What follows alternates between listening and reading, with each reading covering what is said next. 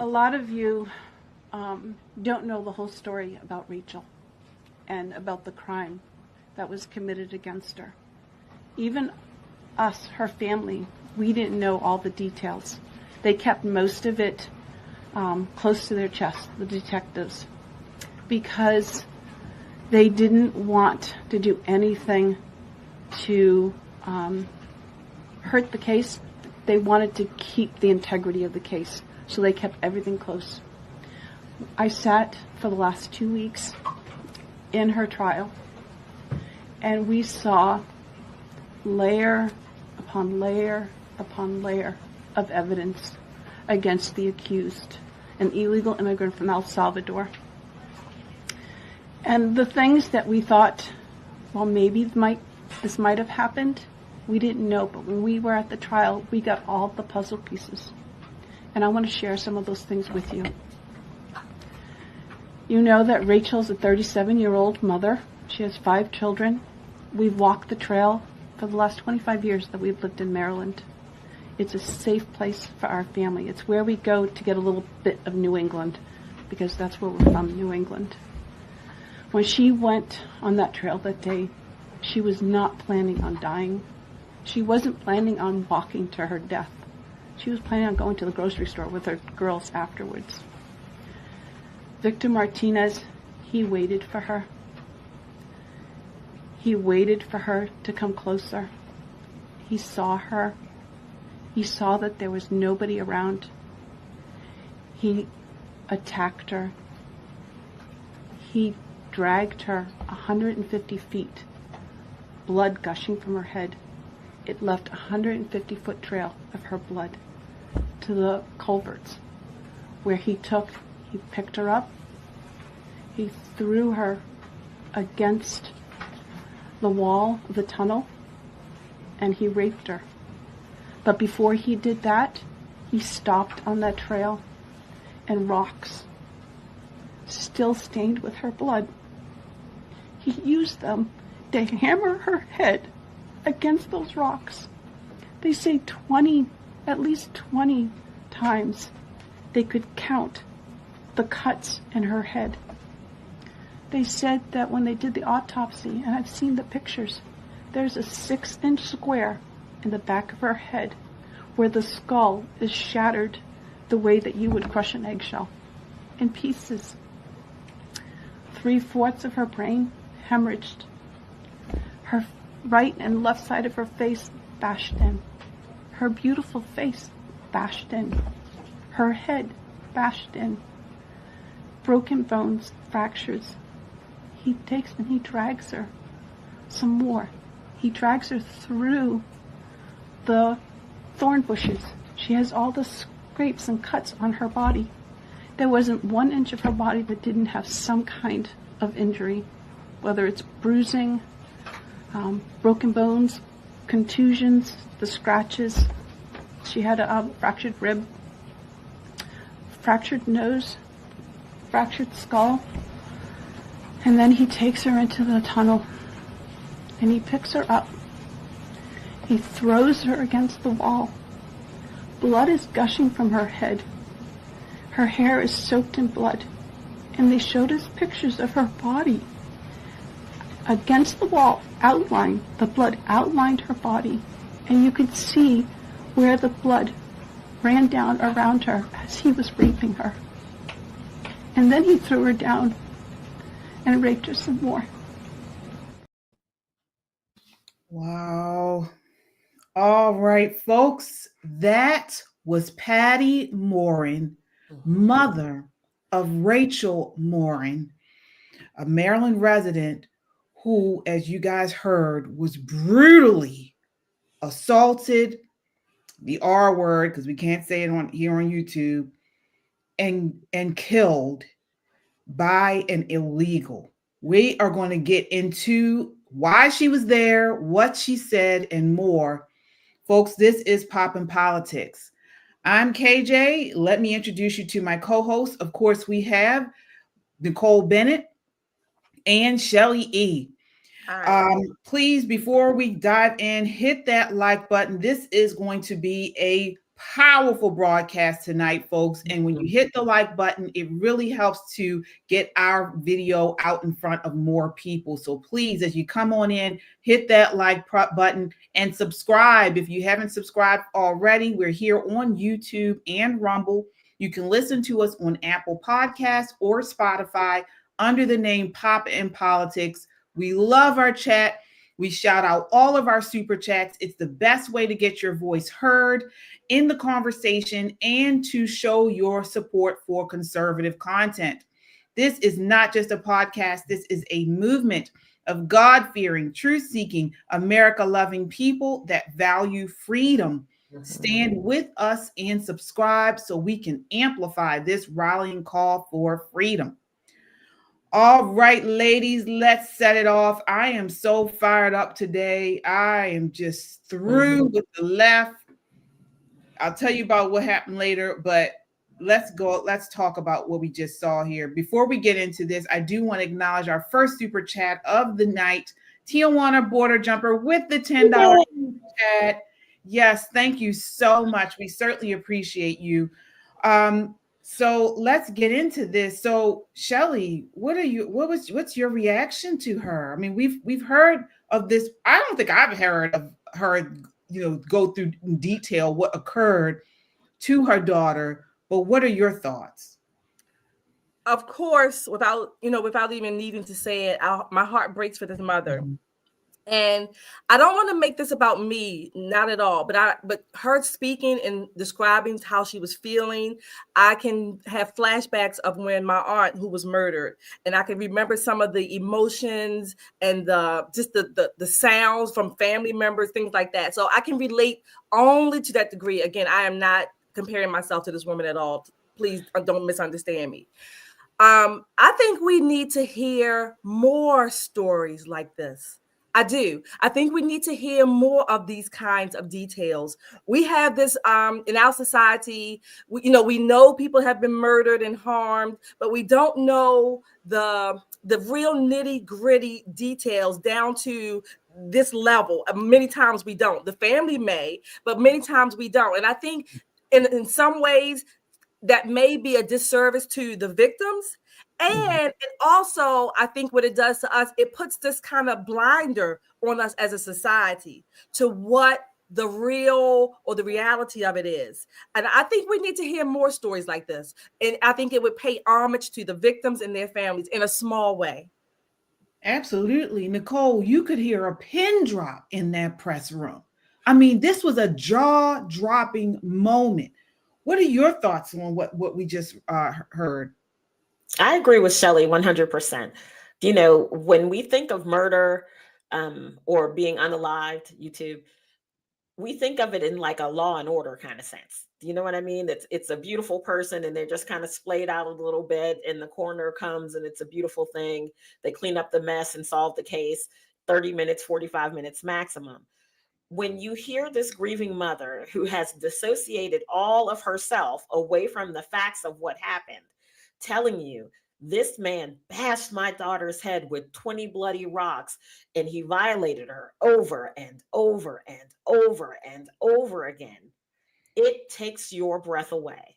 Because if you've known anyone who's been a victim of violent crime, it brings back all of those emotions that you felt. And you're grieving for this mother who has so separated herself from what's happened to her daughter. She's kind of, just reciting it automatically. Can you imagine the hurt, the pain to know that something that you gave birth to, someone that had life, that was the mother of your grandchildren, being snatched away in such a violent way by somebody who had no business being here in the first place, only to find out that there are people in your very government who are trying to protect this person. Like your daughter had no value whatsoever. Right. You're right. About time somebody talked about it. And here comes the political earthquake, because we got to talk about why she's here. She's there to show, well, one, to tell the story of what happened to her daughter. Mm-hmm. And then also to warn us, to warn Americans that this type of stuff didn't have to happen. Our border was unprotected. And we have a Maryland senator. She's from Maryland, where we are, right here. A Maryland senator that didn't hardly say anything to her about this horrific killing, but now is on his way, or wants to go on our dime to El Salvador to bring back an illegal that the media, the left-wing media, has really propagandized for the last week or so. And this is where we get to the next video here. But before we do that, I do want to say, we have a super chatter here. I want to acknowledge your super chatter. Tijuana border jumper. Yeah, so the second super chatter. Wow. $20 says Shelly E and KJ, thanks for covering this hard subject. Thank you. Yeah, I mean, we must get this woman's story out. We must. But this next part is really what's jaw-dropping. Take a look at the message she gives to Chris Van Hollen, senator here from Maryland. Take a look here. This is clip 6. To have a senator from Maryland who didn't even acknowledge or barely acknowledged my daughter and the brutal death that she endured, leaving her 5 children without a mother and now a grandbaby without a grandmother, so that he can use my taxpayer money to fly to El Salvador to bring back someone that's not even an American citizen. Why does that person have more right than I do, or my daughter, or my grandchildren? I don't understand this. Any questions for Patty or for me? No? I have a question. No? Anybody? Okay. We'll see you all later. The president will be at his dinner later this evening. Thank you. Thank you for being here this morning. Thank you. I'm so sorry for your loss. Thank you. Please tell the truth. Tell the truth. Yes. Tell how violent it really is.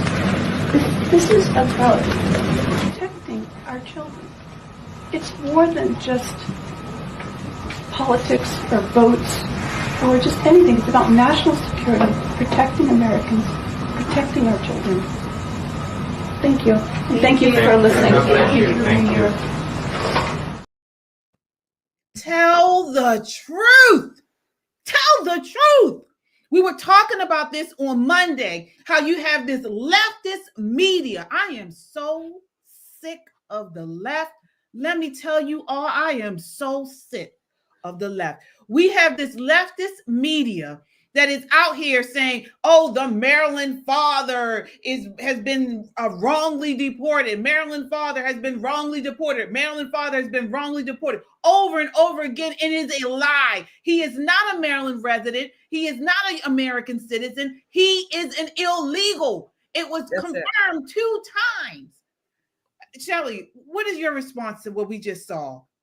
The heartbroken mistake that mom doesn't understand, and I'm not blaming her at all. She doesn't understand that Van Hollen and his ilk are making this a political moment for them because they want to use that piece of shit in El Salvador. They want to use him along with the person that murdered her child as their poster children to keep pushing out lies and, like you said, propaganda and all kinds of fear mongering that this man's rights were violated. He has no rights. He's not an American citizen. And I am outraged. I mean, she's probably more than I am because her daughter was murdered. But no less, I am outraged, as should every tax-paying American, that he took his happy ass on a taxpayer-supported plane, on a taxpayer-supported salary to go see an illegal that has been rightly deported, okay? And to bring him back some kind of way so that he can,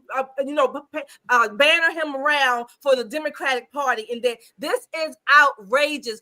Everybody in Maryland, I don't care if you didn't vote for Trump, you should be outraged. I don't care if you voted for Westmore and every Democrat in Annapolis, you still should be outraged that your money is used like this. And for him to go and parading around, traipsing around, and what has Congress and the Senate done so far right now? They haven't even gotten their act together. They're supporting President Trump and some of his executive orders, but they need to be doing more for the American people that they have not been doing in years. Nicole, do people understand what's going on here? I mean, this is outrageous. What the Democrats, what the leftist media are doing surrounding our border, surrounding this illegal immigration. I mean, do people understand on the left? Do we still have some people? I know we're all really ingrained in the media, but do we have people who understand this is appalling? This is appalling. And as Shelley said, everyone should be upset about him using taxpayer dollars to go to El Salvador. Everybody should be upset. But there are going to be people who tell you he's going to see where this quote unquote resident of Maryland is being held. What I want, though, if I could have anything, if I could bring out that magic wand, what I want him to do is try to bring him back here against the wishes of his home nation, because then that makes him an international kidnapper and they can keep Van Hollen as well, right?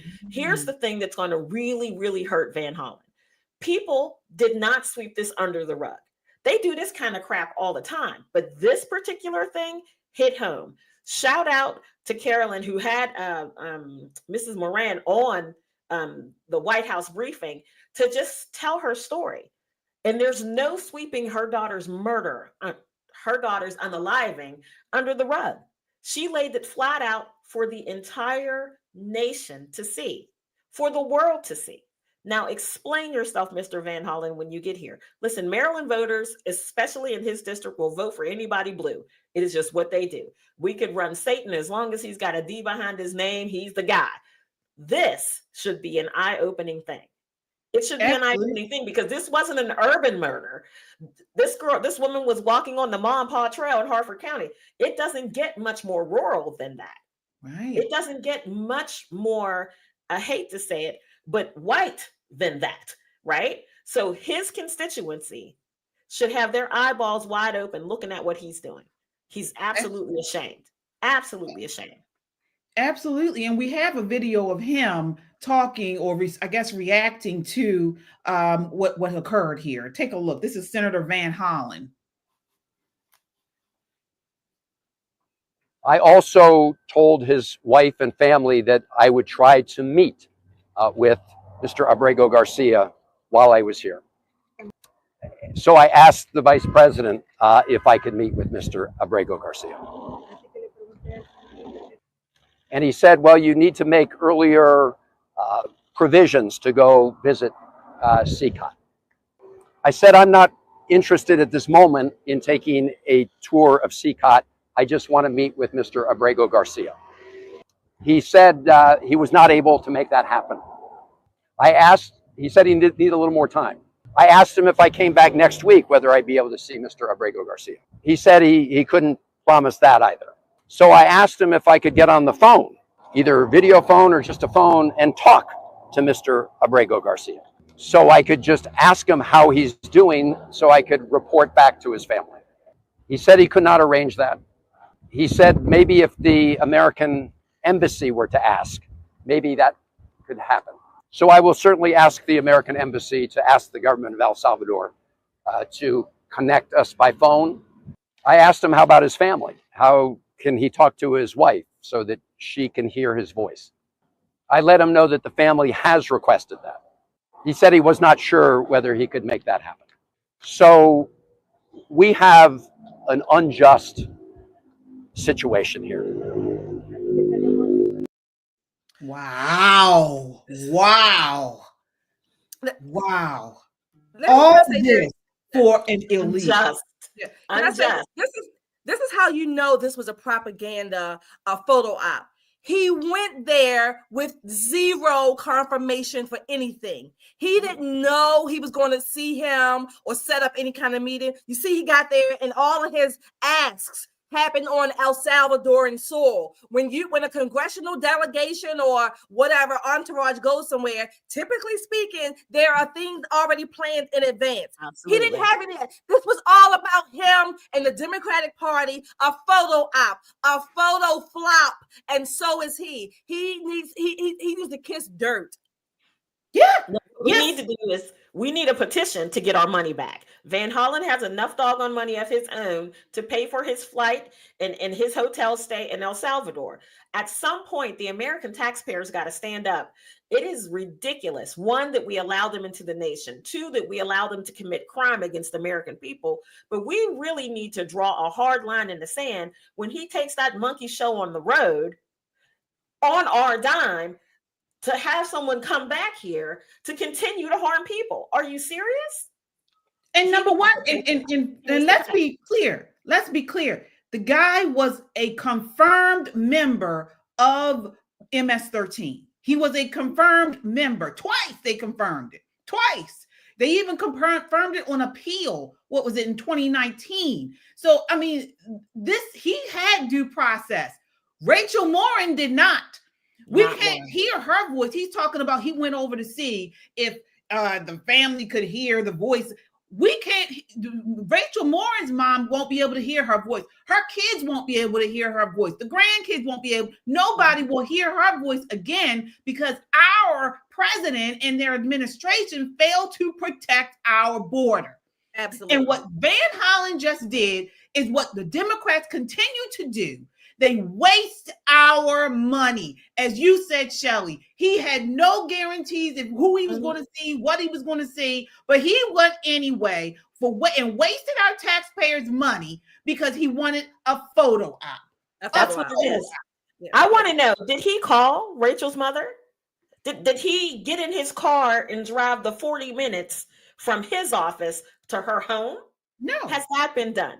Has he invited her to Capitol Hill to sit down and have a cup of coffee with him so he can explain himself and his behavior? Has he done any of that? She was at the White House or the congressional speech, and they wouldn't even stand for her. He was one of the ones who didn't stand. He was. And the El Salvadoran president was here. He could have talked to him then when he was here last week, right? Why couldn't he do that then? And another thing, are we so sure that his wife, Garcia's wife, or whatever her name is, that she really wants to see him? Maybe she wants to keep him there because they're using her too. Because it's been coming out. It's been reported.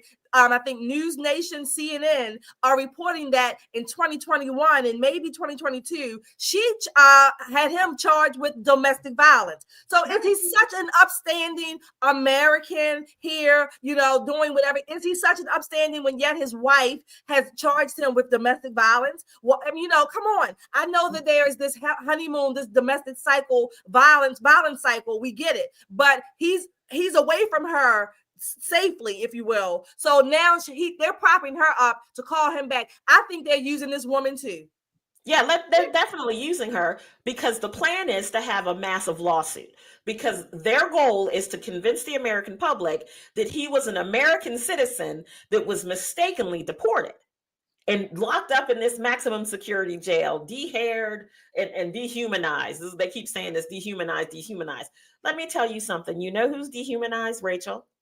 Mm-hmm. She was dehumanized over and over and over and over again. You know who else has been dehumanized? Her mother, who had to stand there and recount for the world the brutal slaying of her child.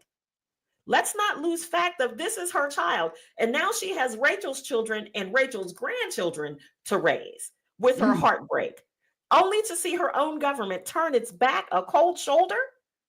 Yeah. Listen, wake up, folks. Wake up. Wake up. And this is why people voted for President Trump in droves, because of America first. This here is America first. What the Democrats want to do, and again, this symbolizes Van Hollen flying all the way to El Salvador, and he has someone, not just the Morins, there's multiple people here in Maryland that have been accosted, that have been, victimized, victim of gang violence. And he negates us, but he flies all the way to El Salvador on our dime to deal with someone else who's not even an American citizen, who doesn't even live. This is so infuriating. I am so sick of these people. And I'm happy that President Trump is in office now, but folks, we got to wake up. We got to wake up. We got to get the rest of them out. We have to continue to hold the House and the Senate in 2026. Yep. We must. If we don't, we're going to see more of this foolishness. Absolutely. We're going to see more of this foolishness because that's all this is. This is absolute politics. He's trying to shoot a commercial. He's trying to strike a blow for the people who believe that this horrific person in some way, shape, or form deserves some leniency here. Wow. Yeah, we are going to continue to follow this. Again, our prayers are with the Morin family, Miss Patty Morin and her grandchildren. Our prayers are with her. Folks, I encourage you after tonight's show, and we will link the full briefing, her full speech, because she goes into just what it feels to have your daughter killed like this. She goes into it, and it really spoke to me as a mom. Every mother should be out here enraged by what happened to this woman and what is happening still. Because if Kamala was in office, we'd still have a wide open border. And they wouldn't be deporting these people. Absolutely. They wouldn't be no one would have declared Trinidad Arwagwa and MS-13 all of them as terrorists. No, they wouldn't have. And they would still be terrorizing people. Right. Listen, where I work, my main office is in a community that has the greatest concentration of migrants from El Salvador outside of El Salvador. Can I tell you, it is almost pleasant there now. Almost. We're getting real close to pleasant. The street crime is down. There are no people standing on the corners. There are no prostitutes walking about. A lot of people have self-deported. Most people have run to Boston where they can live free and happy. But I'm going to tell you, the people who live in that community, rightfully so, the people who are green card holders, who have been naturalized citizens, those people are excited to have their community back. They can go to the park and not have to worry about their children being abducted or assaulted in some way, shape, or form. It's not only for people who were born American, the people who were born under the Stars and Stripes. We expect a certain type of lifestyle, but the people who came here and did it the right way, they too deserve peace in their neighborhoods. Absolutely. They absolutely deserve that. Absolutely. We have some super chats here, folks. Thank you so much. Rico Blaine says, Democrat politicians are against America. Wake up. I'm right there with you. Nancy Leslie with the $10 super chat says, why don't the Democrats care about actual American citizens as much as they care about illegal gang members? Only Trump brought home Americans from foreign prisons and the astronauts. Yeah, absolutely. Yeah. The real astronauts. Right. Yeah. Exactly. Folks, thank you guys so much. Please continue to like this broadcast. It really helps to get our voice out to a wider audience here on YouTube, and subscribe. If you haven't done so already, subscribe. This is what we are all about. As I mentioned at the top of the broadcast, God-fearing, truth-seeking, America-loving patriots. Yes. This is what we are here. And if you are too, join the family, subscribe. All right. So moving right along to somewhat uplifting news, Letitia James. So, well, the hunter just became the hunted. Hey, yes. It ain't no fun when the rabbit got the gun. Let me tell you. Yes, indeed, folks. For years, New York Attorney General Letitia James, she's been obsessed with President Trump. Obsessed. It was her mission to go after President Trump, throwing everything at him but the kitchen sink in her crusade to take him down. But in a stunning twist, of political karma. I hope they take her for everything she got. I want to see a bald head. Take her wig too. She's under investigation. So the Trump administration has now referred Letitia James for potential prosecution over alleged mortgage fraud. And we know all about that here because our Baltimore City Attorney General went through something very similar. Take a look, folks. This is clip 3. Here at the airport, I'm about to board my flight for San Salvador. The goal of this mission is to let the Trump administration, to let the government of El Salvador know that we are going to keep fighting to bring Abrego Garcia. He said he was not able to make that happen. He said, I'm not interested at this moment in taking a tour of CCOT. I just want to meet with Mr. Abrego Garcia. Trump administration is lying about Abrego Garcia. This is why independent media is so important. Thanks to people like you, patriots who love America and stand for truth, we're making a difference.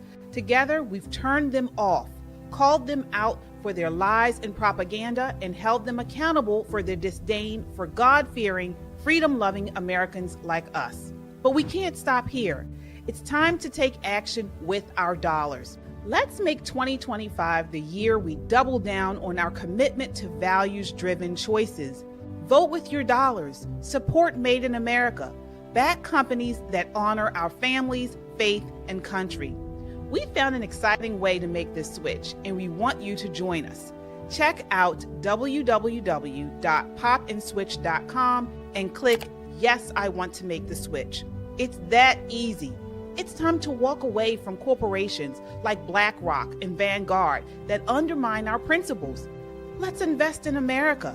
Let's support businesses that share our love for this country. You don't have to take on everything at once, but you can start here. Join us in making this one small yet powerful step.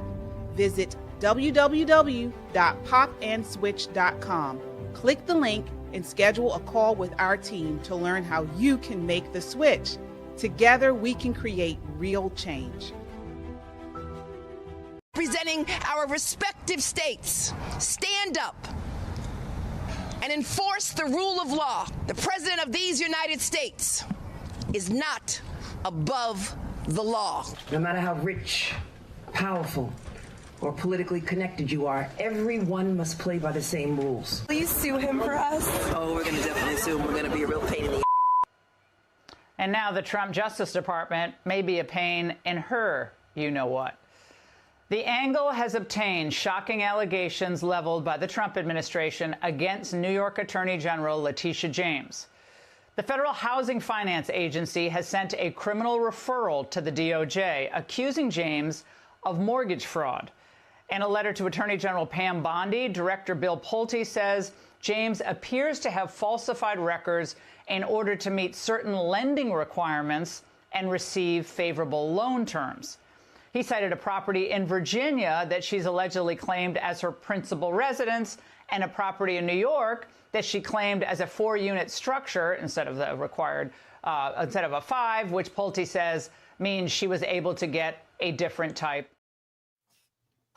All right. So this isn't just a headline. This is a major turning point. If true, it pulls back the curtain on the blatant abuse of power and political targeting that's plagued our justice system. The left loves to preach about no one being above the law. Well, let's see if they mean it when it's one of their own. Shelley, what are your thoughts there? Let me tell you something, Tish.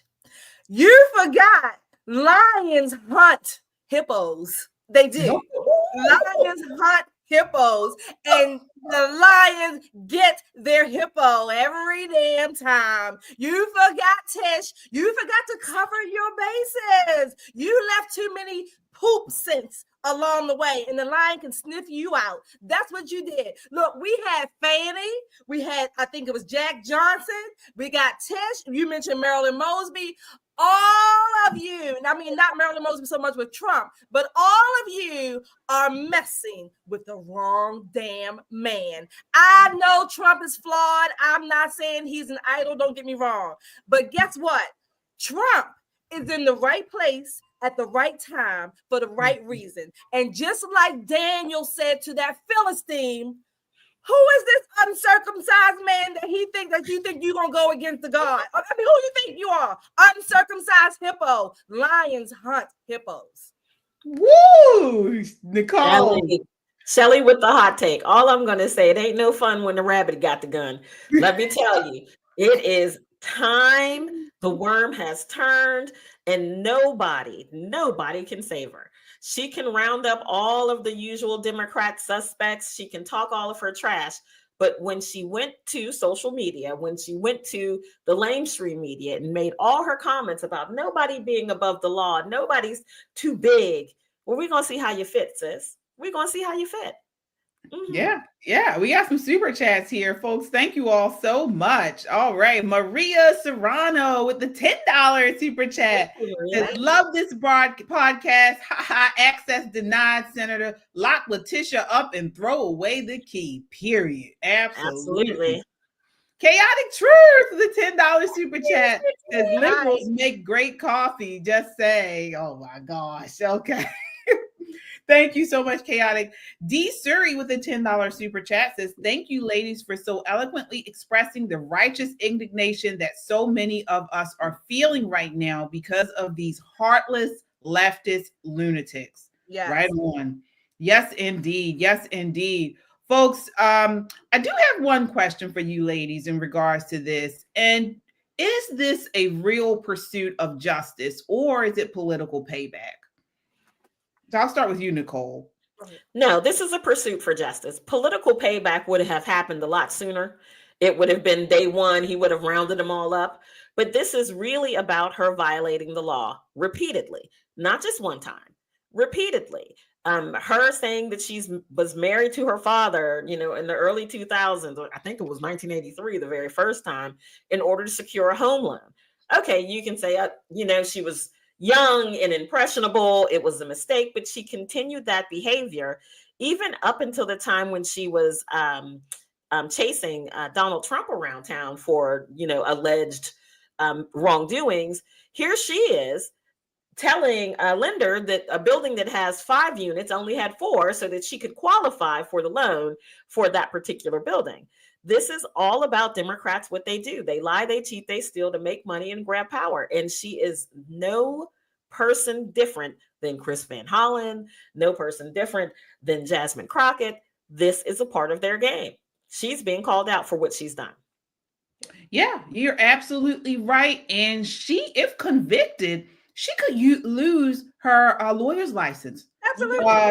This is, right. And this is something that we are all well aware of with going with Marilyn Mosby here in Baltimore City. Now, again, as we mentioned before, she made national headlines due to sort of similar things. She was found guilty in separate trials in the U.S. District Court in Greenbelt of 2 counts of perjury and then 1 count of making a false statement on a loan application. So she was sentenced to 3 years supervised release with 1 year of home detention in order to perform 100 hours of community service. She has maintained her innocence, and then she was also lobbying President Biden's administration for a pardon before he left office. Now, she is actually supposed to lose her law license, I believe, but she's trying. They've provided her a little reprieve while she's appealing it. Right. So she's trying to appeal that. But if the appeal is turned down as well, she will lose her law license. So same goes for Letitia James. So I want to answer the question. Mm-hmm. I want to answer the question. Do I think this is political? Oh, so do I think this is political or this is just, I think it's absolutely political. I think it's political, but it's not without basis. It's political in that politics is always politics. The politicians will bring up whatever they need to. The Democrats, unfortunately, they make it baseless. And they make it all about politics. It's politics in that all of the laws and the people involved, whatever side, they are politicians, they are bureaucrats. So I say, yes, it's politics is involved, but the charges are not baseless. That's my answer. And let's talk about it. I mean, if you really want to get into it, they opened this can of worms. So we know that the left has been going after President Trump without crime. They've been looking for a crime. They were looking for something to go against him for. And so this is why, they may have opened a can of worms. And you know what? Unfortunately, I'm not mad about it. You know, I actually think red state attorneys should start investigating blue state officials all over the country. I think they should investigate them all. And if there's something found, lock them up. And throw away the key, because they started this. And guess what? The left, they are so un-American. They don't give a damn about parental rights. They don't give a damn about a closed, secure border. They don't give a damn about us with our constitutional rights to arm, all of it. They want to sexualize and pervert our children. They don't care about our Christianity. They do not care. So they need to be removed from office. That's just me, my opinion. So we will continue to follow this story and see where it leads. I hope it leads to her in jail, but if not, definitely she loses her law license, because not only does it pertain to this, but she has abused it by her long-standing going after President Trump. So. Agreed. And even if she didn't go after Trump, the charges against her are still with credit, with marriage. Oh yeah, I know. Oh yeah, definitely. So we'll see how this plays out. All right. We do have some super chatters here. Thank you guys so much. All right, let's see who we have. Imperious says she put her dad as her husband on her loan application. All right. Yeah. So, you know, these fraudulent, wasteful people, and they go around talking about Elon Musk and so on and so forth. And they're just as crooked as the day is long. And they do it all on taxpayers' dime. That's the part that's the thing. That's the killer part about it. Insult to injury. They're robbing us and making us pay for their activities of robbing us. It's crazy. Right. Exactly. PB Hardy with a $5 super chat says, wonder if her new name will be Big Tish if she goes to jail. Oh, wow. I don't know. We will see. We will see. I don't know. Ooh, yeah. I only want that image in my head. That's a bad nickname going into the jail. That's a terrible nickname. That's too much. That's too much. Yeah. All right. So moving right along. So on this next, and folks, if you haven't done so already, please subscribe. It is so important. Like, share, and subscribe. If you're also tired of the two-tier justice system, again, drop a comment. Do you think Letitia James should face prosecution? I'm curious to see what you all say. And don't forget, become a member to support America First content that the mainstream media won't touch. We have a membership here, our Freedom Seekers membership. You can join there, and that really helps to support the channel as well. Also, we have merch. You can check us out on www.popandpoliticslive.com/shop, where we have sweatshirts, t-shirts, mugs, hoodies, anything you can think of well, not anything, but a lot of cool stuff is on here. Look, there's that mug that's on t-shirts as well. That phrase, not black, not white, American. Do not let them divide us. And it's so important when we see right now that the left is really trying to divide us by race, by gender. And so these little messages here are so important, and it's really cool. It's a cool merchandise. All right. So moving right along, then speaking of dividing us, want to kind of talk about this next segment about the crisis within the conservative movement. So we have seen a lot of conservatives, especially conservative men. We saw recently sort of like a conflict between Megyn Kelly and Matt Walsh, blaming women for the demise in our country a lot. So we see for single motherhood, feminist ideology in schools, women in media pushing progressive values. A lot of these critiques are going against women, and a lot, there's validity in a lot of those critiques. But blaming women for taking the wheel ignores the obvious. Where were the men when the car started veering off the road? So to explore this a little more, we want to bring in our brother station here, Just the Guys podcast. Mm-hmm. All right. So we have the guys on here. How are you all doing tonight? Doing good. So you all know Tyrone. He's with us every Monday here on Public Politics, but he also has the podcast, Just the Guys podcast. So that's Tyrone, Chaotic Truth from Chaotic Truth Live. Then we also have Giovanni, Logic, and then Reason. Logic and Reason. How are you all doing tonight? Great. Good evening. Great. Good. Well, so excited to have you guys join us again, folks. You can check them out at Just the Guys podcast right here on YouTube every Saturday evening at 6:30 p.m. You get the conservative content from a male perspective. Yep. So definitely check them out. And it's an awesome show. So what I want to get into tonight is what I mentioned earlier. So for years, conservatives have warned about feminism, broken homes, woke schools, and the collapse of culture. And like I mentioned, rightfully so. But maybe we've missed something. Maybe it's not just radical women. Maybe it's weak men. Maybe the real problem isn't that women took too much power. It's that men gave it up. So I want to get started on this. I want you to open this up, Shelley. What are your thoughts on that?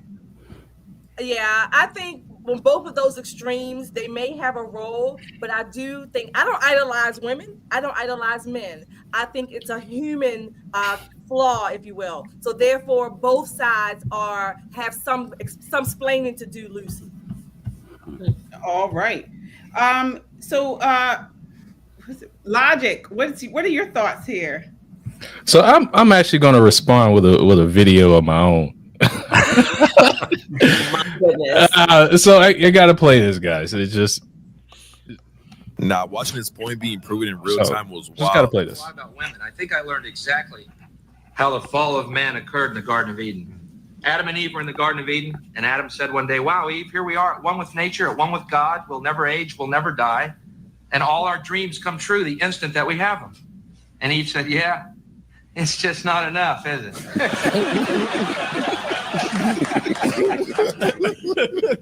Hold on. No. That's not funny. No. I was just waiting for more. Well, that was kind of his point. Oh, that's kind of what he was saying. All right. So look, the fall of man. When we talk about the fall of man, God blamed Adam. He did blame Adam, but he also punished Eve. There's 2 points to this that I think there's very important. You have the seed, and then you have the cultivation of that seed. The seed was, yes, it was rejection, and men in a lot of ways have left. But then you have the cultivation of that seed, which is like the movements like the feminist movement and things like this. But who do you see talking about, women, or you say blaming women, what have you? It's conservative men talking about it, because these are the men that are attempting to get back in their rightful place and are starting to point out the problem. So, my question then is it wrong to start pointing these things out, or should we just go along with the flow? So that's what I got to say. Okay, so I'm a little lost there. So what? So you didn't answer my question though. Tyrone, what? I mean, who should we be focusing on with this? Should it be both? Again, as I mentioned, we have a situation right now where a lot on the right, we have conservative men have really been laying most of the blame at the feet of women. Is that the correct course, or is there another course of action there? I think that men should take this as an indication that a lot of times we have desired to be popular as opposed to doing what's right. I think a large part of being a man is the realization that a lot of times you might not be liked. Okay, there's a difference between love and like, and even in your family, you might make decisions or have to make decisions that are unpopular.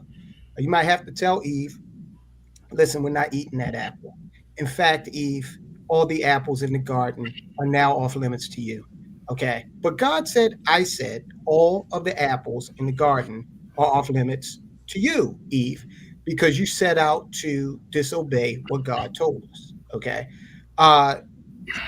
It's David, King David, having more fortitude than to be attracted to Bathsheba, okay, to understand what she's attempting to do. It's Samson saying, you're trying to set me up, and I'm wiser than that. And what you're offering physically is not going to make me disobey God.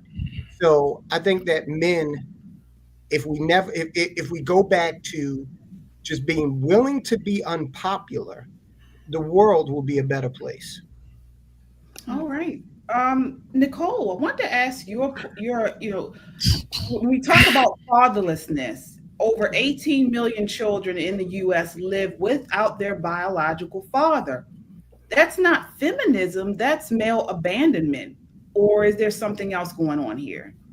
I think it's a little bit of both. I mean, if we're going to be honest and just keep it a buck, because this is just family, right? This is all family. There are some women who don't know who the father is, right? I mean, Jerry Springer and Maury Povich made careers out of, you are not the father, right? There are some women who prefer singleness. And that's just honesty, that they've bought in 100% to this feminist movement that says, I'm a strong, independent woman. I don't need a man. There's actually a meme going around where there's an Asian woman who says, we don't even need men. We can make our own babies. What do we really need them for? That is the wrong task. Men need to take their place. Make no mistake. I don't want to hear any of this foolishness about women won't let us. You're a man. Be a man, stand up and be a man. But for the women who won't allow them, who insist, not everybody can make the trip. You can stay single, you can, do your thing, but for the rest of us, it's time for conservative men to stand up. It's time for conservative women to watch them. Let them be men. Yeah. KJ, we're just one cataclysmic event from all of that going out the window. Okay. We're just one nuclear war or any kind of war that comes to the United States away from having that whole paradigm shift back to what it used to be.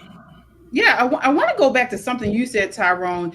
Reason. So Tyrone mentioned sort of got into a biblical theme about this, talking about men were called to lead. And conservative values also place moral and spiritual responsibility on men. Lead your family, protect your children, defend truth in the public square. But instead, we've kind of seen men check out. We've got some men, addicted to pornography, games, sports, comfort. Some men have left women to raise kids, battle schools, and fight the culture war alone. So what's going on here? And how can we get men back in? Well, first things first, good evening. And I heard that extreme breath, CT. Don't worry, you're coming, my man. So what has happened? Yo! Hey, bite me. So what happened was, I'm sorry, you guys, this is just a guy's thing. We've invaded pop and politics. This is what happens. No, so what happened was feminism took place. Feminism overcorrected for an issue that was there. Men then proceeded to find a way to correct back slightly a little further than what feminism did, and to the point now in which we're actually taking the time to say things publicly without feeling the problem of being shamed any kind of way. And by the time that women find a way to correct for that, it's going to be just a little too late. I truly do believe that. And what I think what really happened was, and it's not a conservative thing. I think, quite frankly, it's a liberal thing in which the men and the women of the Liberal Party were like, hey, we need to just give more. We need to give more freedoms. We need to give more, just make everybody feel much more free and equal and all of that good stuff, in which, quite frankly, we're really not. But when the conservative men decided to say, you know what, okay, this has gone too far, what happened was, it was one of those things in which they were like, hey, the men are now blaming the women. That's not really what the case is. The men were like, you know what? There are a whole bunch of things that are going wrong here. And we're actually trying to, fix the consequences and repercussions of, quite frankly, what we as men who had the power did back in the day. And just to put the fries in the bag, so to speak, honestly, can we really, really, really, really need to keep it real here. If men wanted to, by force, fix the problem, we could. We seriously could. The problem is that, I think men just need to be like, cut off all the bullshit, forget how people think about you, bling, and just get life step back into your role and not care about it. And the problem is too many men are caring about it. And I digress. I want to get you in on this, Chaotic, because recently it's been in headlines that ADHD is not biological. But from 1980 to 2020, the share of male teachers in both elementary and middle schools declined from 40% to less than 20%. And then we saw a spike in boys predominantly being diagnosed as having ADHD. So there is a correlation between men leaving, the school system, stop teaching young children, and these women, not understanding boys, diagnosing a lot of kids with ADHD. What are your thoughts on that? And why have we seen such a large drop in male teachers, and how do we get them back into education? First of all, I salute everybody in the chat. Positivity is definitely coming your way, guys. Hit the like button, share the video. KJ, you would be a fool as a man to go teach some goddamn kids at this point in history. You would be a fool. You would be a fool to go into an environment where you can be thrown under the bus, disrespected, and held liable for even the smallest of allegations that generally are not true. And I don't even want to get into it. You will be a fool in this global economy as a man with all of the economic opportunities around us to go into some building with another man's kid. How come this kid don't know how to read already? How come this kid don't know basic arithmetic already? That's the way I think about it. So the reason why you don't have men, to answer both the questions in the same breath, the reason why you don't have a lot of men in these schools is because men have been thrown under the bus, disrespected, and undermined by women. Let's be honest. By these female administrators. It's not worth the allegations. It's not worth the side eyes. Why is this man always around these kids? Why does this man always want to mentor these kids? Yeah. Why does he want to be around them? But hell no. Hey, forget all that. And a lot of men got hip to that shit. Can I curse over here, KJ? I know it's a little bit different. Oh, yes, free a lot of men, thank you. A lot of, can I say FAG? No, I can't say that. No. A lot of men got hip to that. But KJ, a lot of men wouldn't dare go back into these schools. Now, you could be, listen, and I'm not knocking the blue collar man. Hey man, I'll go drive a goddamn semi truck before I go into a classroom of disobedient, loudmouth, and kids who have no respect for male authority, period, point blank. And let me land the plane real quick. Excuse me. We live in the greatest opportunity market of all time. A man could just turn his phone on and make money now. Those days are over, KJ, and they are never, ever coming back. All right. Now, so this was, but to piggyback on chaotic. 1 second, Lottie. Yeah, I want to get you in on this because my next question to you is just responding to what Chaotic said. If you vacate the battlefield, don't cry when the enemy plants their flags. So when we have 75% of K through 12 teachers are women, because men have stopped stepping into education, we see this sort of pendulum switch over with very emotional boys, feminism. So what do we do when women are saying are taking up these jobs that the men has abdicated? That starts at home, KJ.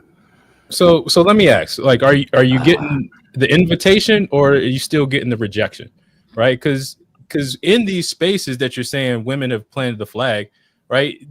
Men aren't really being invited back, and if they are invited back, they're invited to be subject to whatever the power structure of the woman thinks at that moment.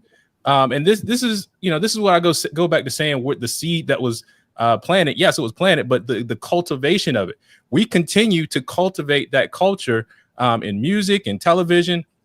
And when we start calling it out, like a lot of conservative men have done, this is the backlash that we get. So there's an element of it where, yeah, men will put the foot down, but there also has to be welcome, right? Because now, just like Chaotic said, when we are putting our foot down with the way the laws and things are set up now, what's going to happen to a man that does it? We see the number of cases of false accusations, the things that have happened to some of us on this call personally. You guys all know our character, and some of the things that have happened to us personally, right? What are we to do? So the best thing that we can do is stay going the way that we know to do, walking our own calling. And then, us calling it out is not blaming per se, but saying, hey, this is what the issue is. This is what you're doing. I'm doing my thing, but you got to call a spade a spade. Yeah. Now I want to ask you, and I want to bring you in on this, Shelley. Because as he mentioned, men have been talking about this, men have been sounding the alarms, and then they get pushback. But is this sounding the alarm, or is this weak men whining? What are we seeing here? Why is the antidote to radical feminism this type of, where the feminists seem to get louder, and the men go silent? It seems to me. Well, first I was going to say, I think to Chaotic and maybe to Logic a little bit, nature abhors a vacuum. So whether or not if there's a space, something's going to fill it. And usually it's not always something good that does that filling of that space. So you said it starts at home. Reason it does start at home. But if a vacuum is at home, something else is going to fill that space before that child goes out into the school, the world, wherever. So pick your poison. Number two, this is more of, we have blamed each other for whatever. And I'm not saying there's no blame to go around. That's not what I'm saying. I'm not saying that women aren't wrong. I'm not saying that men can't be wrong. I'm not saying any of that. I'm saying at some point, the blame has to stop, because we will never get past it. And we have children. We have a generation that is suffering horribly. It's all, the bottom line is that it's really hurt people who are continuing to hurt each other. And well, not just each other, but the offspring in the next generation. That's ultimately what it is. So I think there's healing, if you will. I don't want to sound like I'm some, whatever you want to call it, psychotic or psychiatrist or medicine man, but there is some spiritual, deep, psychological healing, communal healing, whatever you want to call it, that needs to take place individually, at the family level, at the community level, if you will. But we're not going to get past it just blaming you did this, whatever. Even if we're right. Yeah. But is there a difference between blaming and call it out though? Because it's constantly men are saying we're blaming women. No, we're just calling it out. I understand. Okay, maybe I don't know if there's a difference. Maybe there is in some cases, maybe it's not. But constantly, calling it out. Fine. Maybe don't pick that person. I get it. But if you keep, I'm going to use a child. If all you have is something negative to say about a child, that child, you can never find anything to at least start to build on. What do you think you're going to get from that child or that person eventually? And again, I'm not saying you. I'm saying you. But I'm not saying you're wrong. I'm not saying that. I'm saying that we still have to, call it out. And then we still have to come together to talk about what are the possible solutions that's going to make it better. Yeah, I want to give Tyrone the last word on this. We can have a whole segment on this, a whole show on this. We got to have you guys back on. But Tyrone, what's your response to that? I think that we have to take ourselves out of a mode where we're still looking to the system for, I want to fix the system. You're not going to fix the system. The public school system, as Chaotic pointed out, you're going to look back 5 years from now, and this will be the good old days, for the public school system. So come out from among them in every way that you can. What is the public school system producing? It was never meant to do anything but produce obedient followers that could go into the military or could go on an assembly line, not ask a lot of questions, and just feed the machine. We have to reject as many aspects of this system. It always trips me out when I see these parents protesting about lewd material in the school library. Get up and they read these passages and they get excited. And the next morning they send their kids right back to that environment. It's ludicrous. So a lot of people will say, well, I got to work and I can't do this. And all right, well, I guess you will just have to resign your child to the evil school system, the government school system that does not have its best interest, that child's best interest at heart. It does not want to educate. It wants to indoctrinate. That's been proven time and time again. So we have to get to a point where we start to build like-minded communities, produce our own education, open our own businesses, and to the extent that we can produce our own calories. All right. And if you're not willing to do that, then you don't have anything to complain about because you are reliant on the system. Yeah, absolutely. Folks, this is Just the Guys podcast right here on YouTube at Just the Guys podcast. Definitely go and subscribe. Check them out. They are on 6:30 p.m. every Saturday, and they're part of the Metro Conservative Media platform here. Check them out again at Just the Guys podcast. We got to have you guys back for a whole show. Thank you so much. Thank you for having us, KJ. Thank you. Yes. All right. So moving right along, when we're talking about these crazy schools, this next clip is just, well, first, before we get into it, I want to acknowledge the super chats. So let me see here. Nancy with the $5 super chat says you can trace the exodus of men on the advent of Medicaid. Decades ago, the literally pay women to be single mothers, right? Mm-hmm. You're right. You're absolutely right. Nancy, again, it was intentional to destroy the nuclear family. Absolutely. That's right. So we could go on with that conversation for a while there. We got to do a whole show on it. We really do. But speaking of the education system, folks, you guys have to see this next video. A mother of LGBTQ plus children was forcibly removed from the Georgia school board meeting over her loud outbursts. Take a look. This is clip 5. I have a right to be here. I understand you forfeited that right. Are you refusing to leave? That's my question. Sir, I have a right to be here. I understand. You forfeited that right. So you are refusing to leave. Sir, I have a right listen to to be me. here. I understand. At this time, myself and my officers are going to escort you out of the building. All right.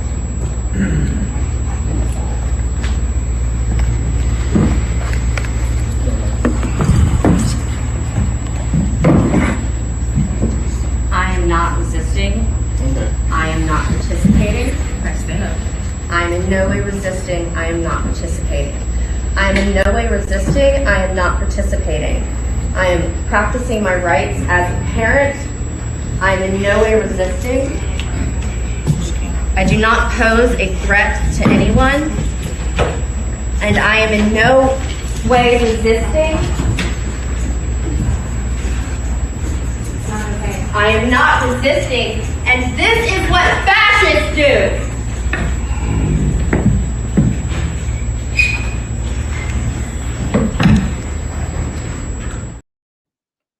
All right. So that was Lena Kotler, a mother of an autistic, a trans, and a non-binary child. Again, as you guys saw, she was carried out. She called the board members cowards during a discussion on scaling back DEI initiatives. The board cited a fiduciary duty to reevaluate DEI amid the Trump administration's threats to cut funding for schools supporting such policies. Kotler, who insisted she had a right to stay and promised not to speak again until public comment, was removed for speaking out of turn. Shelley, what are your thoughts on that exchange? Yeah. I didn't see the part where she called them a coward. I read that. But honestly, I think they were wrong to remove her. And I'll tell you why. Because when they removed conservatives during the Biden administration from the school board meetings, we said they were wrong to do so when people yelled out. At a school board meeting is a publicly taxpayer-funded opportunity or whatever. I think they should have left her there. Do I have to agree with her?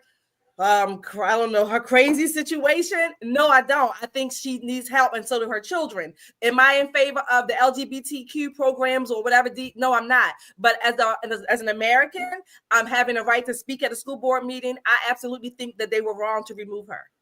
So, Nicole, they removed her. She had a right to speak. She was speaking out of turn. So there is an organized way that these school board meetings go. She was screaming and hollering prior to them removing her. So the video we showed was just them removing her. But prior to that, she was shouting out of turn. She was not supposed to be speaking when she was screaming and hollering. So they removed her. Wait a minute. I only read that she called them coward once, maybe twice. I didn't hear screaming and hollering. I just heard that she said that they were a coward. And they asked her they said, what did you say? And she said, coward. So that was it. That's all I've read. Everything I've read so far. They asked her to be quiet once. She wouldn't. Then she continued on. And so no, they asked her, what did she say? She said coward. And then they said, what did you say? And she repeated the word coward. That's all I've read. I didn't hear about screaming and hollering, making it more than what her saying coward. I mean, maybe she did speak quote unquote out of turn, but I still think they were wrong to remove her for that. I do. What are your thoughts, Nicole?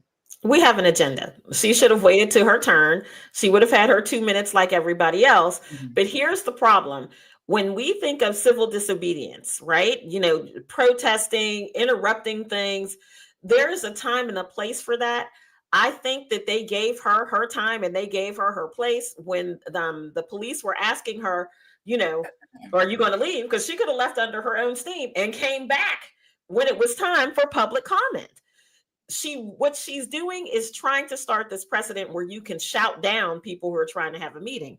You can't shout down people who are having a meeting, especially when they have a designated time for you to speak. I've been to my fair share of town halls where I had to literally sit on my hands to wait for that 2 minutes. It makes you speak faster when you get 2 minutes and you're trying to blast everybody's bangs back. But it's not fair to the other parents who wait their turn to have their 2 minutes to make their point. If she only said coward one time and they asked her to shut up and she did not speak again, that's all fine and good. But if she disrupted repeatedly, that's a whole horse of a different color. The problem that I have with her is that she seems to have this really grand sense of entitlement, like the meeting should focus on her and her issues. When they talk about DEI and cutting the budget, that budget is for a lot of different programs, not just the programs that benefit her children. It's not fair to the other parents who were there to handle their business. That's all my point. Not fair to everybody. I 100% agree. We have lost all decorum in society. These people think they can go in places. This is not the playground. We are not children. We are adults. You are not to speak out of turn in a professional setting like a school board meeting. And I have been to school board meetings as well. There to protest, there to read and things. You must wait your term. I've seen people have to be removed because they didn't even get on. There's a list and you're on the list. Sometimes you don't get on the list to give public comment. They don't get on the list and then they make a total ass out of themselves. It is not, if you will be removed, as she was. And we have, and I have been to public meetings, local meetings, community meetings, where people from the floor, whomever, maybe speaking, the people on the panel or the mayor, whomever, and people will just yell out whatever, maybe something they're feeling. Nobody is escorted out. They may come and say, please quiet down. Yeah. Mm-hmm. But as a public space, again, I didn't read. If she was screaming and yelling and disrupting, that's one thing. I'm with you, Nicole. But if she's, from what I read, again, it's only what I read today, she said coward, and someone on the board asked her, what did you say? And she said, I said coward. And that was it. And so that's all I read. Maybe there's more to it. I don't know. But on that basis, I would say no, she should not have been escorted out. Usually they give you a one-off at these meetings. They give you a one-off. People get heated, and especially when you're talking about your children and what your perceived lack of benefits for your children. I get that she's fired up because she's got non-binary, and all this other stuff going on with her kids. But when we talk budget cuts, it's not only you. It cuts a lot of programs, and parents have a right to know. And the time that she took up with the performance art, I am not resisting. Well, yes, you are resisting. Just because you say you're not resisting doesn't mean you're not resisting. Everybody who's resisting says I'm not resisting. Then they follow that up with, oh, I can't breathe. Of course you can breathe because you just told me that you cannot breathe. I mean, she did all of the checklist of how to be a uber liberal asshole. I mean, she checked them all, and the police did a great job. They picked her up and removed her, and the meeting continued. I just wish that she had held her peace, held her mule, as you would say, Shelley, right? Hold her mule so that the meeting could go forward and she could learn about what's going to happen to her children's programs. Yeah, she's a nut. She's a nut. And if I was a police officer or security guard there, I would have put my knee on her neck. I would have put my knee. I would have laid her down on her stomach and put my George Floyd. That's what I would have done. We have some super chatters here. Thank you guys so much. All right, let's see here. We have Ezra Tree with the $5 super chat. Says, no, lady, this is what insane, immature, childish, mentally disturbed adults do. This lady acted like a kindergartner, asked to be quiet in class. I totally agree. All right, so moving right along. Speaking of unchecked women, Gayle King. So we covered Gayle King earlier. This was Monday. Of course, we all know the flight that they took in the Jeff Bezos Blue Origin spacecraft, and they have gotten tons of pushback on this. So much so that Gayle King was pretty upset. Here she is responding to the criticism that they have received after the launch video went out. This is clip 2. This is what bothers me, because I've certainly read some of the things online coming from people that I know, that I like, that I consider friends. And this is what I would say to that. Space is not an either or, it's a both and. And because you do something in space, doesn't mean you're taking anything away from Earth. And what you're doing in space is trying to make things better here on Earth. What Blue Origin wants to do is take the waste here and figure out a way to put it in space to make our planet cleaner. I mean, Jeff Bezos has so many ideas, and the people that are working there are really devoted and dedicated to making our planet a better place. That's number one. Number two, have you been? Have you been? If you've been and you still feel that way after you come back, please let's have a conversation. Number three, please don't call it a ride. That is not a friggin' ride. Whenever a man goes up, you have never said to an astronaut, boy, what a ride. You know, we duplicated the same trajectory that Alan Shepard did back in the day, pretty much. No one called that a ride. It was called a flight. It was called a journey, because a ride implies that it's something frivolous or something that's lighthearted. There was nothing frivolous about what we did and the machine that we were on and what it took for the people to get that machine up and running, to get us up and get us back down safely. So, you know, I'm very disappointed and very saddened by it. And I also say this, what it's doing to inspire other women and young girls, please don't ignore that.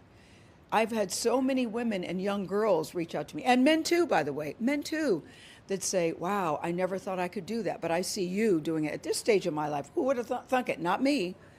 And how inspired they are. All right. So, Shelley, I mean, are we wrong to call it a ride? Or was it an actual, is this sort of like calling a bungee jump trip a parachute mission? I mean, when I saw it, I've been laughing at it ever since I saw it. First of all, look, wench, you an astronaut.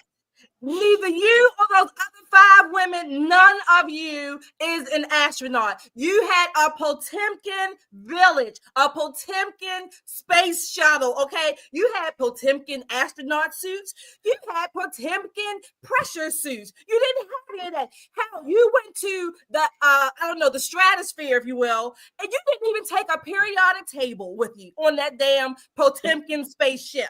It's not real. You took a joy ride on the tallest amusement park ride, and you want to think you are astronauts. No, this is propaganda. We're not falling for it. You are not an astronaut. And I'm surprised in this case, you know what a man and a woman is. You know the difference, okay?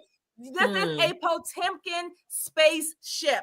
All you all did was ride Bezos' balls. That's all you did. Nicole, what are your thoughts on this?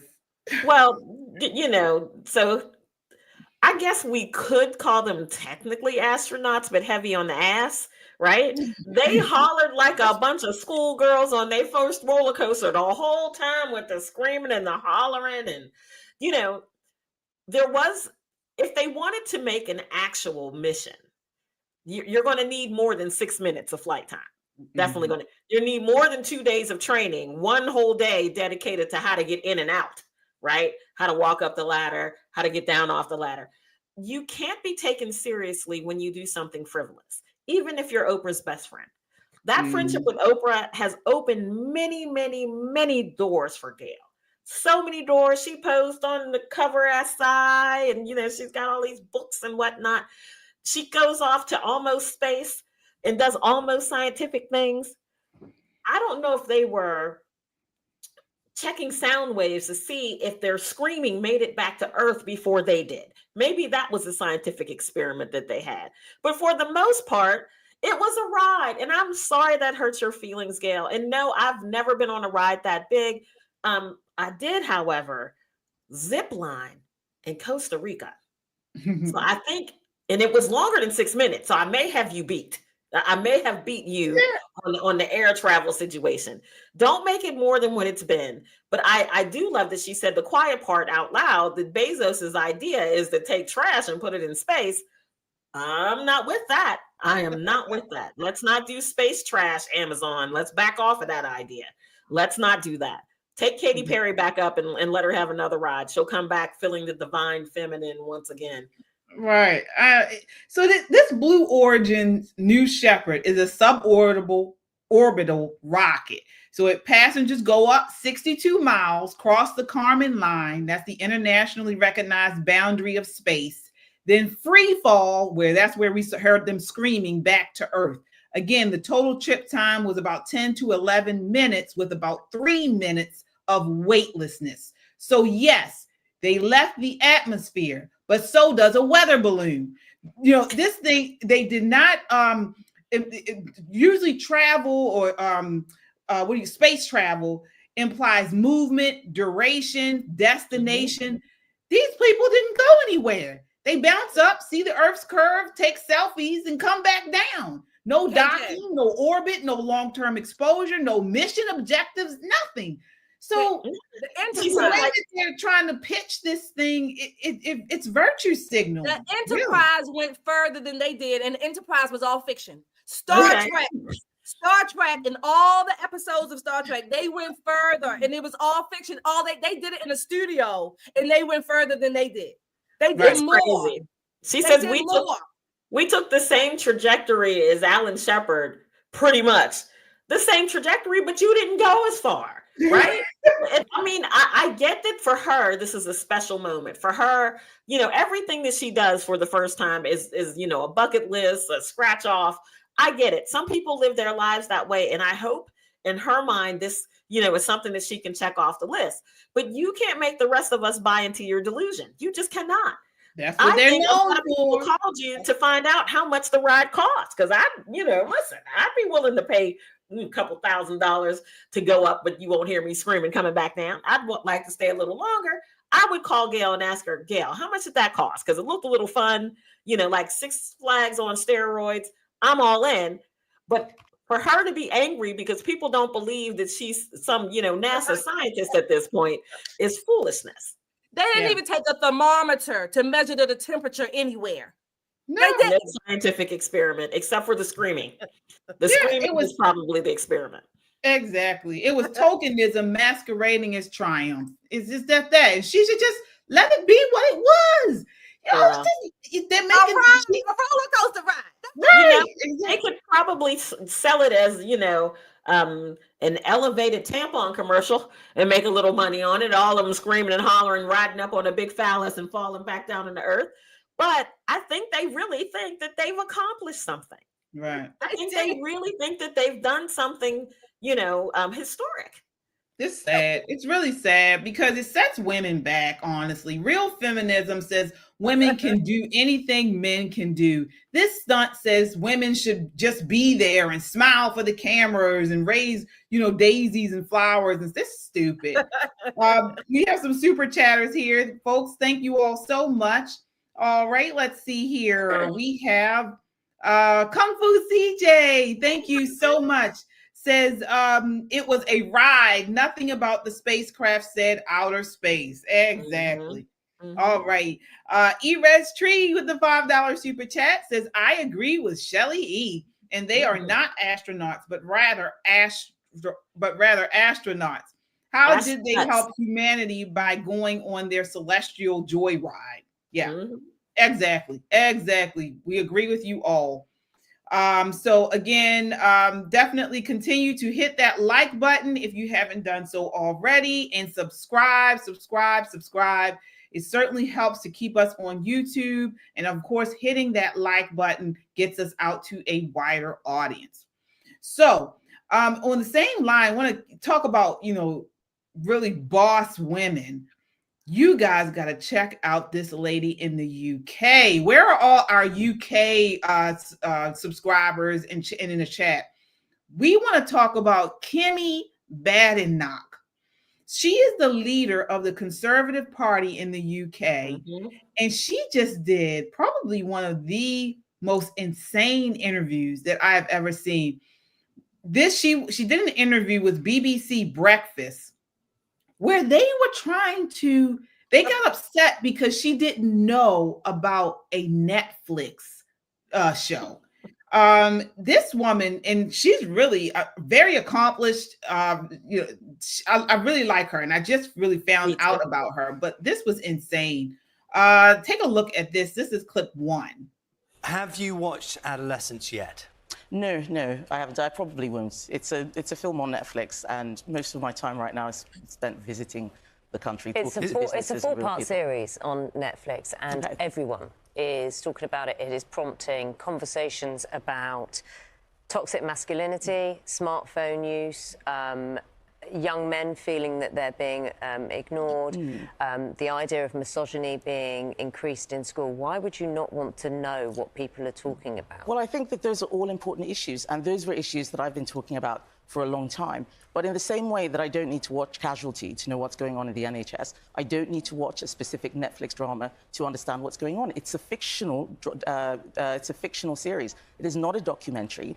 What I've been talking about recently, for instance, is banning smartphones in schools. I've been going to schools all around the country. I was in Evesham just yesterday, talking to head teachers, talking to the students, and they talk about the problems that phones are causing. The difference this documentary has made compared to, say, a politician, any politician, leader of a party, the Prime Minister, going around talking in schools, is this has made much more of an impact than any politician has in terms of what people are talking about right now. So it's really confusing that you don't want to know why, how this has made an impact, how parents are now saying we need to know more about smartphone use. I can read what people are saying about it. I look at research. This is something that I've been looking at for a long time. You wouldn't want to know straight from the horse's mouth. One of the things that I'm more bothered by is the fact that just yesterday we had Labour telling us that they're not going to be investigating the rape gang scandal, something which had happened all across the country. That's real. That's happening right now. We're not talking about that. We're talking about a fictional documentary. Do you think you're... We had thousands of... If I may just finish.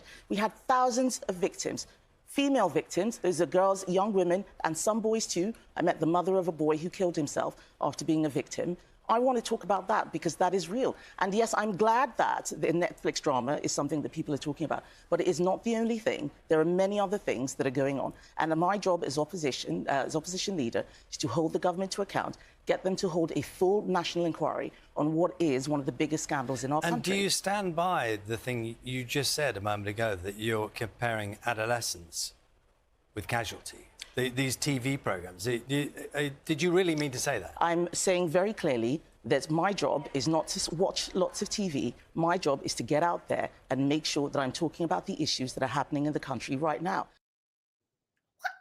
She turned the tables with poise, called out the nonsense, and reminded everyone watching why the left-wing media is more interested in emotional manipulation than meaningful debate. That was insane. Nicole, what did you think of that exchange? I think it's typical, but I love the way that she held it together. The way that she didn't kind of surrender to their emotionalism and say, oh, okay, yeah, I'll watch it. You know, the truth of the matter, if you're being a real leader, you don't have time to watch Netflix. You don't, because you're engaging with actual people with actual problems. It's the same people who don't have a life outside of social media. You want a real life. You want to talk to somebody, meet an actual person. Close the computer after you watch our show. Close the computer and meet some actual human beings. It is ridiculous to me that they're trying to hold her to account for not watching a popular fictional show about issues that may or may not actually happen in their communities. And here she goes, no. I've been talking about it for years. I'm doing my part to quell the situation. And she goes, well, what do you mean? You should watch the show and you'll know all you need to know. And she's like, or I could talk to actual human beings who are going through it. I think we have gotten to a point where the world has gotten so flat that unless it happens on Netflix, it did not happen. Yeah, you're It's right. Unfortunate. Yeah, Shelley, instead of focusing on policies, national issues, or anything that actually matters to working families, they decided to push this Netflix drama. This was weird. What are your thoughts? Two things. First of all, I love Kemi Badenoch. When I got news of her, I guess this year, I want to encourage people. She has a very excellent interview with Barry Weiss, and you can Google it. And that's when I first started listening. I'm like, oh, this woman is sharp. In a way, she reminds me of Condoleezza Rice in a little bit, kind of statesmanly, and she's eloquent, and she's smart, and she's confident. And competent. Let me say that. But it's interesting. We were just talking about those, what does somebody call them, astronauts, and how they wanted to live in this facade. I have this saying, I always say, real people, real time in real life. Always always a game changer to fiction, to social media, whatever you may see. Dealing with real people in real time in real life will always be a great, I don't know what you call it, the great humanizer, if you will. They wanted this woman to basically live in this another Potemkin village, basically live in a facade, putting the fiction up as if this was the real thing. She said, first of all, it's a fiction show, okay? Right. I bet those hosts, they probably don't know the actual issues dealing with the real people in Britain that she has to deal with, her constituents. They probably don't even know that. They probably don't even know the name of one, let alone however many people she talked to when she said those parents have lost their children. Probably didn't talk about that. Real life will always trump. Thank you, Mr. Trump. Will always trump dealing with social media, fiction, Netflix, whatever you want to call it. They should be ashamed of themselves. But Kemi is the real deal. Well, yes, you know why they were trying to steer her away from that Muslim that issue that occurred there where they were assaulting kids. They still are. Oh my. Yes. Okay. Yeah. So they didn't want her talking about this. It's sort of similar to what we have going on here, where the left loves illegals. They love any lawlessness. And again, the BBC is a state-funded media like PBS, like NPR, which I did earlier today, that did the same thing. They try to steer you towards left-wing talking points. They cut you off. It's absurd. And so this is why we're seeing the President Trump, they're trying to defund these state-funded media sources because it's nothing but tools for propaganda. So instead of, they push emotional clickbait over real questions. But like you mentioned, Shelley, I definitely will follow up on her because this was my first encounter with her, but she was awesome. She was awesome. She is the real, yeah. Is the truth. And I think you're right, Shelley. She has a lot of Condoleezza Rice in her, in that even when people are overly emotional talking to her, she's just facts. I mean, you can tell that she's connecting with them, but she doesn't ramp up with them at all. She does not ramp up with them. Yeah.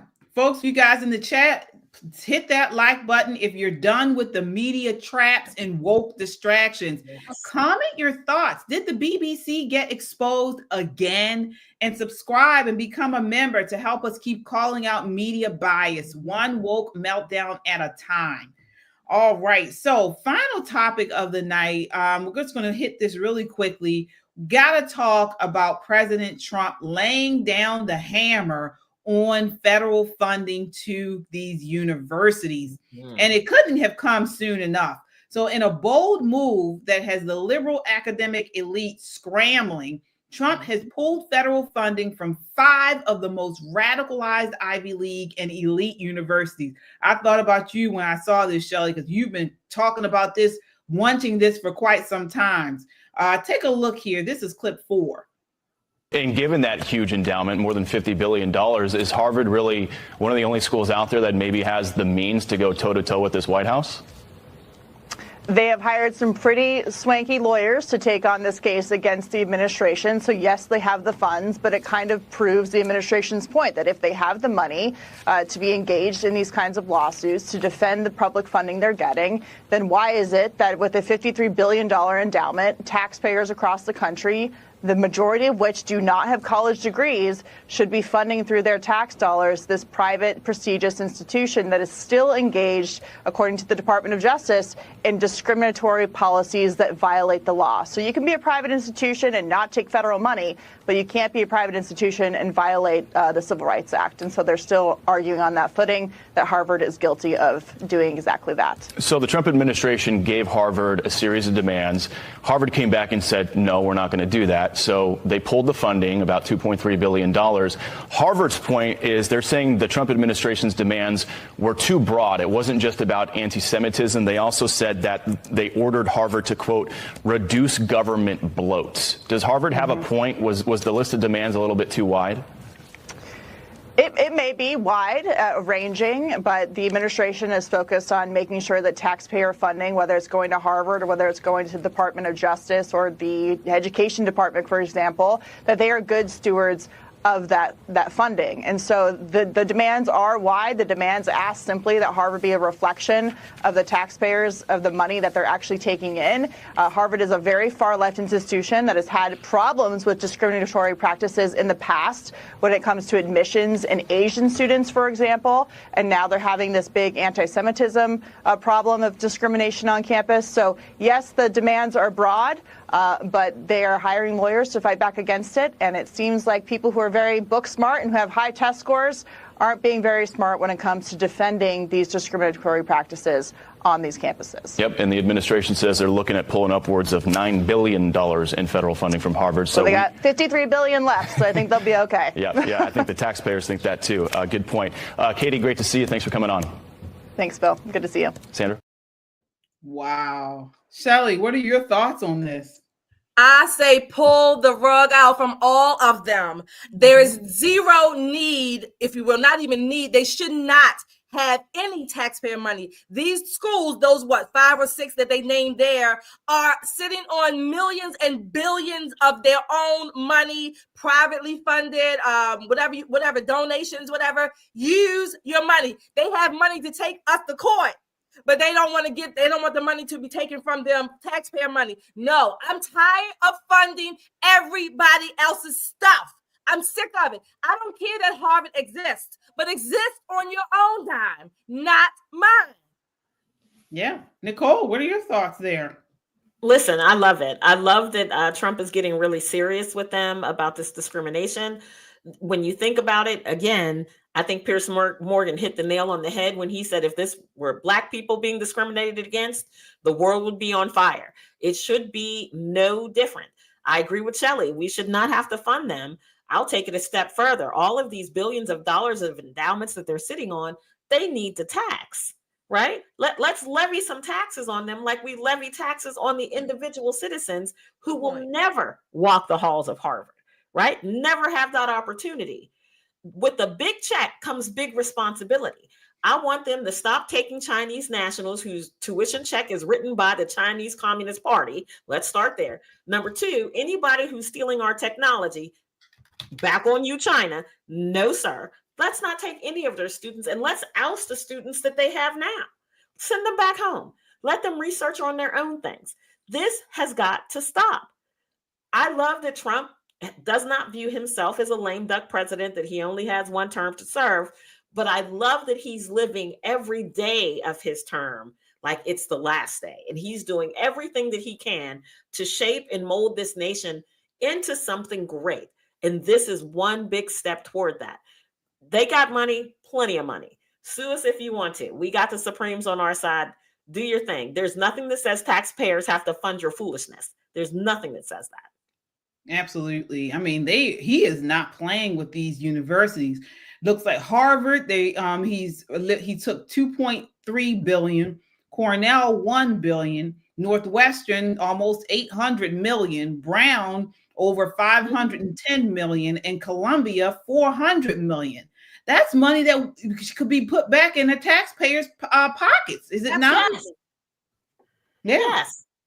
So, yeah, I'm all for it, too, especially if these institutions are going to push, woke gender ideology and discriminate against students. I feel the same way for these public schools as well. Why should our tax dollars go into these schools and they push indoctrination, sexualization of children, and gender ideology?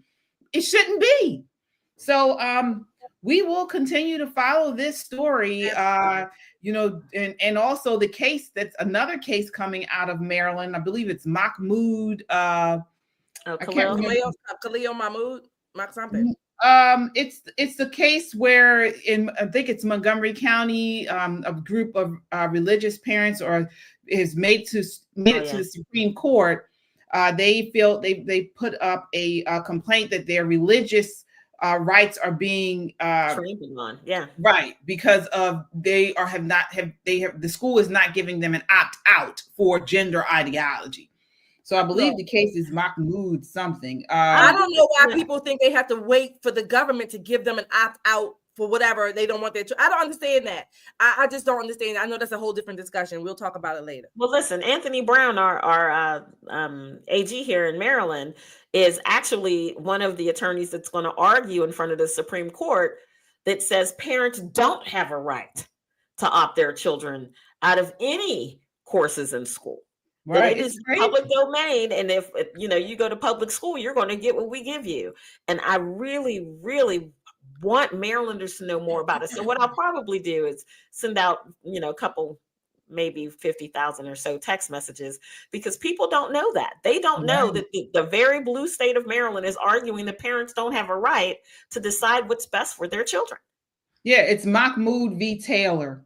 Yeah. Okay. So parents in Maryland from differing faith backgrounds, including Muslims, Catholics, Protestants, Orthodox Christians, filed a lawsuit in 2023 after they were denied the right to opt their children out of lessons concerning 20 books on so-called inclusivity picked by the Montgomery County Board of Education. And these books are insane. They're so gross. So this is what we have going on here. And this is going to lead to more stuff like what's going on in Colorado.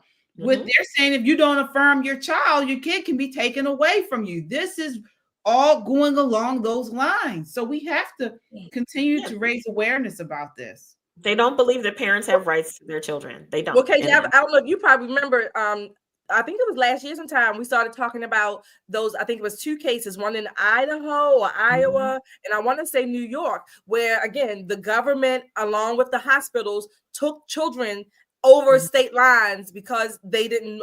Their parents did not want them to be gender affirmed. Yeah, people have lost custody. People who are separated or divorced have lost custody. Some of these schools have change pronouns on these kids without alerting the parents. The list goes on. And again, I've said this over and over again. It's Marxism. We are seeing it straight up and down Marxism. They want the state to have full rights over our children, and they believe that they know best. Some states are fighting back, and that's a good thing. I know in Virginia, they have a bill that went to Youngkin's desk that said that the schools had to send out text messages to parents twice during the school year to remind them to secure their handguns in the home, any shotguns, whatever you have. So that was a big, Democrat bill because they're, anti-2A. So it gets to Youngkin's desk and he writes an amendment to it. It says, if we're going to send text messages to these parents' homes, we should send a text message when the child has asked to be referred to by a different pronoun than they were given or sex than they were given at birth. Any kid that's transitioning, any kid that's seeing a counselor or a teacher about transitioning, the parent should receive notification. Brilliant political move on his part because he sent it back to the legislature. Now those Democrats are going to have to go on the official record saying that they don't believe that parents have the right to tell their children, you're a boy. You were a boy when I sent you to school this morning, and you best be a boy when you bring your butt back home, right? Now they're all going to be on the record saying parents don't have that right. And we're not going to tell you when your children are making these changes or if they're being persuaded by someone to make those changes. It gives the Republicans, the conservative voices there, some ammunition against this kind of thing. So people are fighting back. Yeah. Thank God. Thank God. Because folks, this is straight up Marxism. We know that Marxism views the family not as a social good, but as a political enemy. So your parental rights stand in the way of their revolution. And this is just the beginning. More of us have to speak up. And this is what we do here on Poppin' Politics. Please hit that like button so our video gets out to a wider audience. More people need to see this, and subscribe. If this feels good to you, if this is your home, if we're your people, hit that subscribe button. We will be back on Friday night at 9 p.m. I'll be back tomorrow on KJ Christian Conservative. So check out that channel right here on YouTube at KJ Christian Conservative. We got a fire show for you tomorrow night. You do not want to miss it. All right. That does it for us tonight. Ladies, any final thoughts? Yes, we have a couple of super chats to mention. Oh, we do. Oh, So, Jessica, thank you. Women you, like Jessica. them set all women back decades. Absolutely. Absolutely. All right. Hey, Allie. Allie, Daddy hi, Trump Allie. ain't playing. No, he is not. All right. Erez Tree says Trump's not playing. Major boss balls he has. That's right. bigger than Bezos. Oh, yeah. Kung Fu CJ with the $5 super chat says Harvard and Yale were created for religious education. That is the same for all those 200 to 250-year-old schools. Wow. Yep. Yeah, they're not doing that anymore. Nope. Yes, They walk indeed. away from Thank you that. so much. Oh, my gosh. Oh, yep. Thank you, everybody. All right. Yes, indeed. Thank you all. Thank you so much. We hope to see you on Friday. Until next time, count your blessings and live a life of purpose. Good night. Good Good night, night. everybody.